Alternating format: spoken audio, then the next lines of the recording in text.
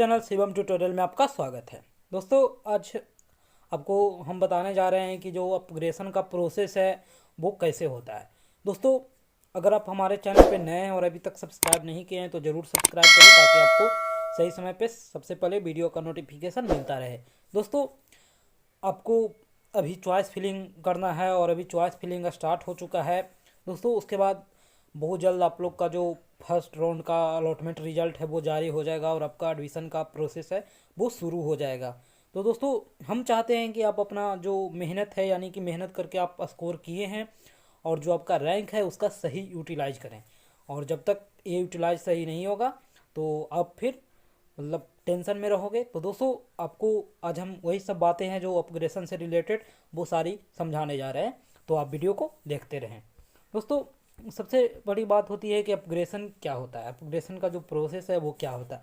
बहुत सारे स्टूडेंट इस बात को समझते नहीं हैं और जैसे ही कोई कॉलेज अलॉट होता है तुरंत जाकर एडमिशन ले लेते हैं। तो दोस्तों होता क्या है अपग्रेडेशन के, जैसे ही आपका जो फर्स्ट राउंड का रिजल्ट आया उसमें आपको कोई ब्रांच मिल गया, तो कोई ब्रांच कोई कॉलेज में मिल गया, जैसे कि आपने 5वें नंबर का चॉइस दिया, आपको 5वें नंबर का ब्रांच और कॉलेज है वो मिल गया। तो आपको ऐसा लग रहा है कि मुझे अब आज इससे अच्छा कॉलेज मिल सकता है। तो इससे अच्छा कॉलेज मिल सकता है तो उस सिचुएशन में आप कॉलेज में डॉक्यूमेंट वेरिफिकेशन कराने जाओगे तो वहाँ पे आपको एक पूछा जाता है कि आप यहाँ एडमिशन लेना चाहते हैं या फिर अपग्रेडेशन करवाना चाहते हैं। तो दोस्तों कॉलेज को रिन्यूअल करके यानी कि जो इससे नेक्स्ट जो पहले का जो चॉइस है यानी कि जो आप 5वें नंबर का आपको कॉलेज अलॉट हुआ है तो इससे पहले यानी चौथे नंबर का जो कॉलेज है उसे हम लेना चाहते हैं। तो वहाँ पे जो प्रोसेस होता है वो अपग्रेडेशन का होता है और यही अपग्रेडेशन हम करवाते हैं तो हमें बहुत ज़्यादा चांस होता है कि अपग्रेड होकर कोई दूसरा कॉलेज मिल जाए। तो दोस्तों उसके बाद अब बात होता है कि अपग्रेडेशन कैसे और कब करवाएं।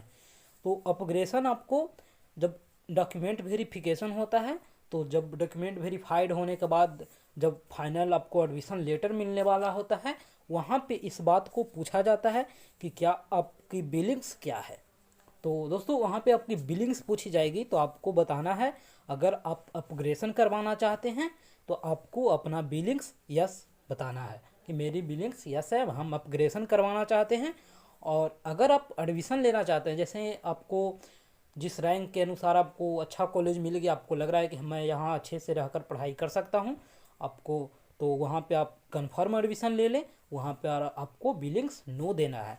और अगर आप अपग्रेडेशन करवाना चाहते हैं नेक्स्ट राउंड के लिए कि इससे अच्छा रिन्यूअल होकर कोई न्यू कॉलेज यानी कोई पहले का कॉलेज अच्छा कॉलेज मिल जाए तो आपको वहाँ पे अपग्रेडेशन करवा देना है और वहाँ पे स्टेटस यस देना है। यस देने से वहाँ पे जो बीसीसी बोर्ड है उनके पास अपडेट जाएगा कि इस स्टूडेंट ने अपना बिलिंग्स यस रखा है, तो अगले राउंड में आपके काउंसलिंग फिर से की जाएगी। तो इस बात का आप ध्यान रखें और अपना बिलिंग्स स्टेटस यस नो का ध्यान रखें। ऐसे वहाँ पे कोई बताने वाला नहीं होता है, ये सब आपको बीसीसी बोर्ड भी ठीक से नहीं बताएगा। तो आप इस बात को ख्याल रखें और अपना काउंसलिंग करवाएं। दोस्तों उसके बाद में होता है क्या अपग्रेडेशन कराना सही है, अपग्रेडेशन के क्या फ़ायदे हैं।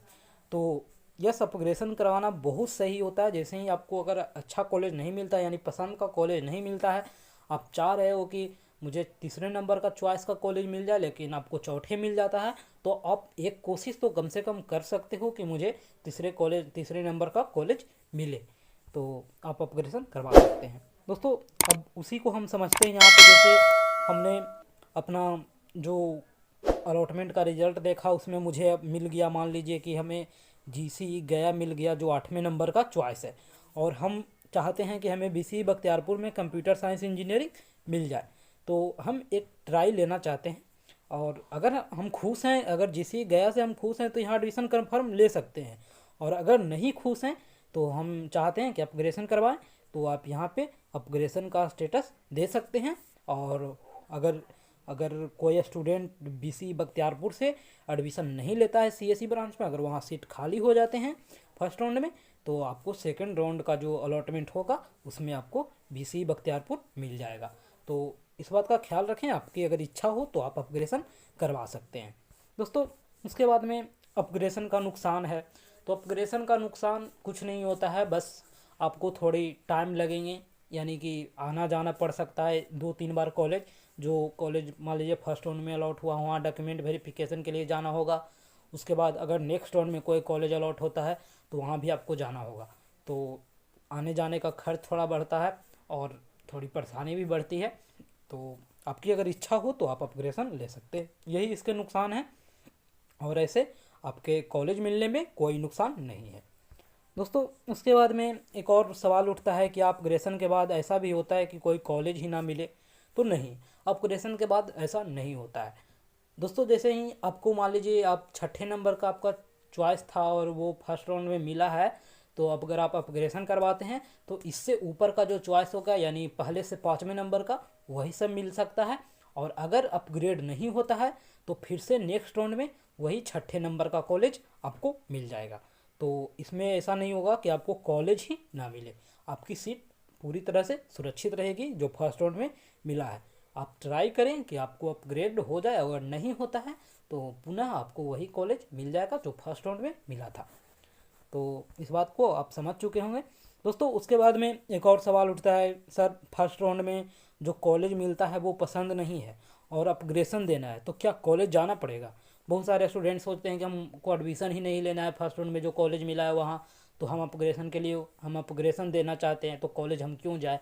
तो नहीं, आपको डॉक्यूमेंट वेरिफिकेशन के लिए कॉलेज जाना होगा और वहीं पर जाकर आपको अपग्रेशन की जो स्टेटस है वो देनी होगी। तो आपको अगर कॉलेज फर्स्ट राउंड में मिल जाता है तो हर हाल में आपको जो भी डेट दिया गया है 3 दिन या 4 दिन का समय, तो उस बीच आपको जाकर कॉलेज में रिपोर्ट करना होगा। और नहीं जाते हैं तो आपकी एडमिशन की पूरी प्रोसेस रद्द कर दी जाएगी और उस सीट को कैंसिल कर दिया जाएगा और अदर स्टूडेंट होंगे उनको वहाँ पे एडमिशन दे दिया जाएगा। तो इस बात को आप अच्छी तरह से समझिए। दोस्तों उसके बाद में होता है कि डॉक्यूमेंट वेरिफिकेशन के लिए कहाँ जाना होता है। तो डॉक्यूमेंट वेरिफिकेशन के लिए आपको रिपोर्टिंग सेंटर पे जाना होता है। जो रिपोर्टिंग सेंटर आपको जो अलॉटमेंट लेटर होगा उस अलॉटमेंट लेटर में लिखा रहेगा और वहीं पे आपको जो रिपोर्टिंग सेंटर है उसका नाम रहेगा और डेट रहेगा, उसी बीच आपको जाना होता है। और ऐसे लिस्ट भी जारी होगी तो उसका अपडेट मैं अपने चैनल पे ज़रूर दूंगा। दोस्तों उसके बाद एक और सवाल उठता है, क्या फर्स्ट राउंड में डॉक्यूमेंट वेरिफिकेशन के लिए जाना ज़रूरी होता है? तो अगर आपको फर्स्ट राउंड में कोई कॉलेज अलॉट होता है तो ही आप डॉक्यूमेंट वेरिफिकेशन के लिए फर्स्ट राउंड में जाएंगे, और अगर कोई कॉलेज अलॉट नहीं हुआ फर्स्ट राउंड में तो आपको डॉक्यूमेंट वेरिफिकेशन के लिए कहीं नहीं जाना है, सेकेंड राउंड का वेट करना है।